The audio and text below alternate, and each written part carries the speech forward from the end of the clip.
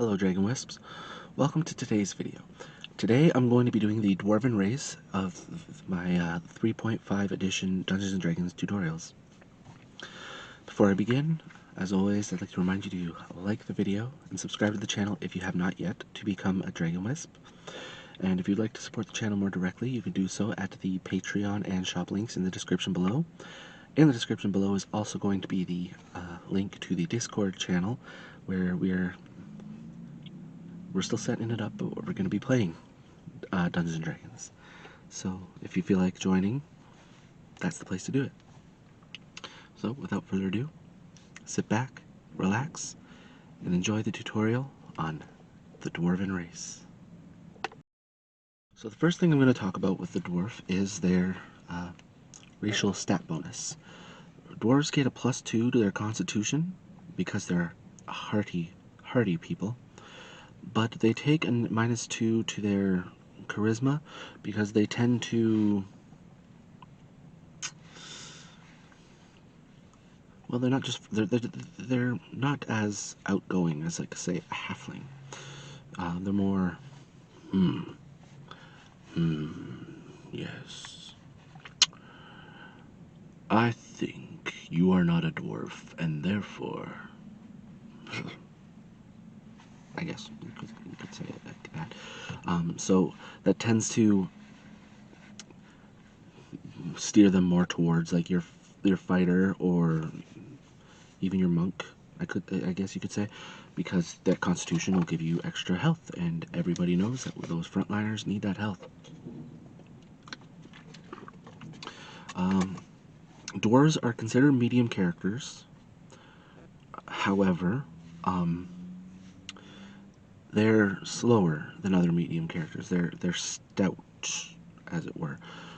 So their base max speed is only 20 feet. But because they're stout, if they're wearing medium or heavy armor, they still move at that 20-foot speed. So they don't get any slower, which is good because that, again, points them more towards, like, your fighter or your cleric. There are a lot of dwarven clerics. Let's see what's next. Oh, dark vision. Dwarves can see 60 feet in the dark. Dark vision, though, it's not like regular vision or low light vision. It's shapes, like more like they can't see color.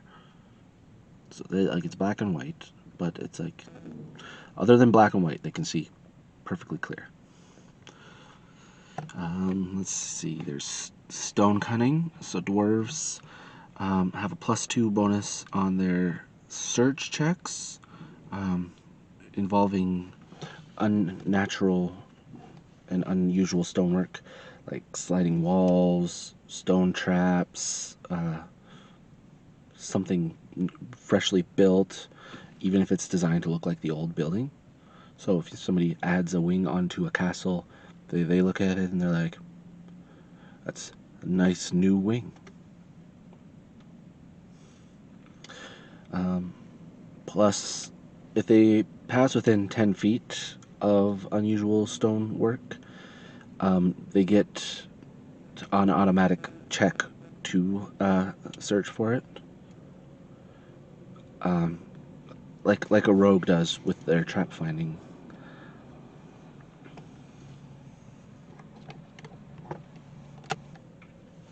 They also have the innate ability to sense how far underground they are. So, if you're traveling in a subterranean realm, Dwarf can tell you exactly how deep you are. So all this comes from, like, just their natural residence, as it were, underground for the majority of their lives.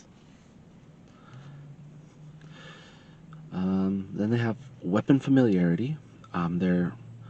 They treat dwarven war axes and dwarven urgroshes.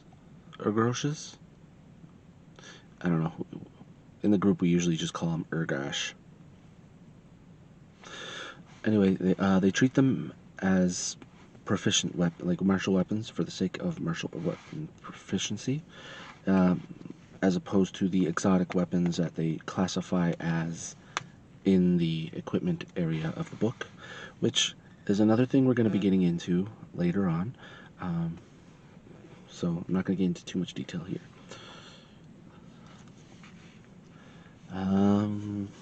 Stability. Dwarves have stability, which makes them, well, more stable. They get a +4 ability on, or bonus, sorry, a +4 bonus on ability checks to resist being bull rushed or tripped when standing on the ground. But unless they're standing on the ground, they don't get it. So, you know, just making sure it's not too overpowered, you know. +2 racial bonus on saving throws against poisons, because dwarves are naturally more resilient to poisons and toxins. Because, honestly, I'm not 100% sure. I think it has something to do with their drinking.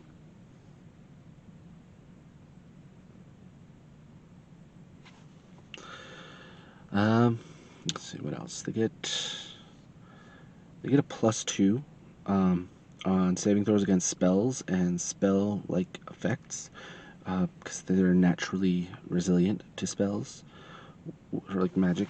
It's weird, but I think it's meant to represent like that dwarves don't generally have an attunement to magic, so their body would naturally stave it off a little bit or something.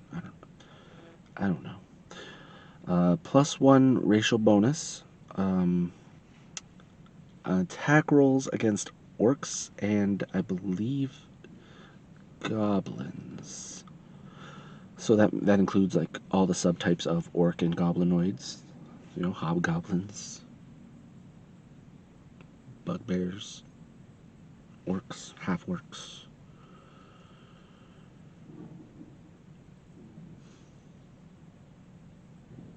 Well, but anyway, they get that bonus to represent the fact that they've been fighting these races for so long, since the beginning of time. They get a +4 dodge bonus to their armor class against giants. So that's like ogres, trolls, hill giants, etc. So like anything that's basically considered a troll, because they're trained to fight their common enemies, blah blah blah blah.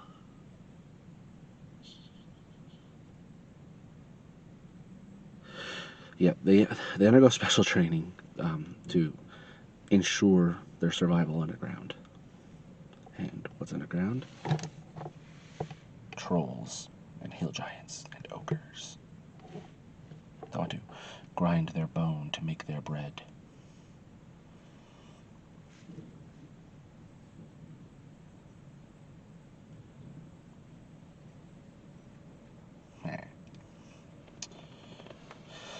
Okay, what's next? They get a +2 on appraise checks that are related to stone and metal. Obviously to represent that their people have been working with stone and metal for their entire lives. For generations and generations. They also get a +2 bonus on craft checks related to stone and metal. Let's see, what else is left for them? Oh, automatic languages. They automatically speak Common and, obviously, Dwarven. And depending on your DM, they also have bonus languages. Let's see, what are they? Giant, Gnome, Goblin, Orc, Terran, and I think Undercommon. Terran allows them to speak with like earth elementals and things like that. Like subterranean, etc. And last but not least is their favorite class, the fighter. So, like I said, further down the line, well, I had said this in my human tutorial. Further down the line, I'm going to be getting into more detail on multiclassing. Just not yet. Because if you're using a tutorial to make to play D&D, you're gonna want more basic stuff, and multi-classing is not the basic stuff. It can be complicated. But anyway, yep. So those are the abilities and racial abilities that you get for a dwarf. Now, on to the next part.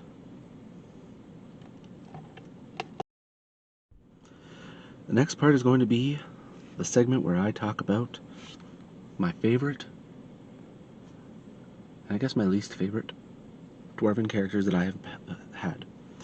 So my favorite dwarf character, I think, would have to be my first character. He was my first character ever, so he was a dwarven fighter, because I had just started playing, or I hadn't started playing, I was starting to play, and I wanted to keep it as basic as possible, so I could get the hang of things. So, he was a dwarven fighter. His name was Dragon. And the way he was introduced to the party was stereotypical. He was drinking. And he ended up drinking too much. And he couldn't afford it. So, long story short, the party ended up paying for all his alcohol, as well as the hangover remedy, because he had been drinking all day. He then joined the party. It was an arena-based setting. He joined the party, and in the first fight, realized that his weapon was kind of junk. Being a first level character, it was all I could afford. Back then, we had it where new characters started at level 1, so the rest of the party was already level 5. So, needless to say, I was way behind. So I was just using a longsword.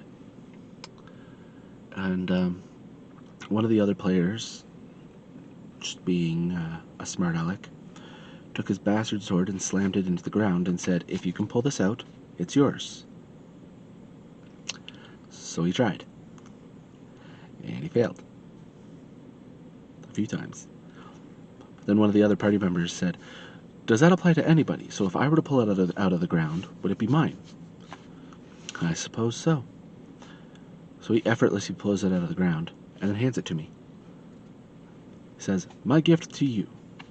Welcome to the party."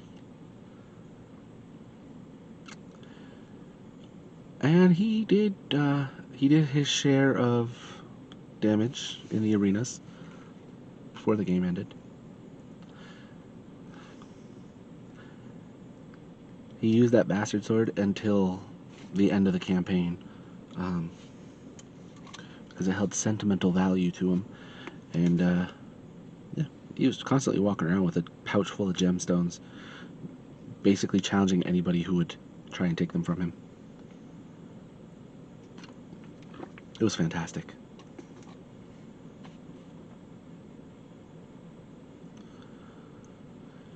Now, my least favorite dwarf character I've played.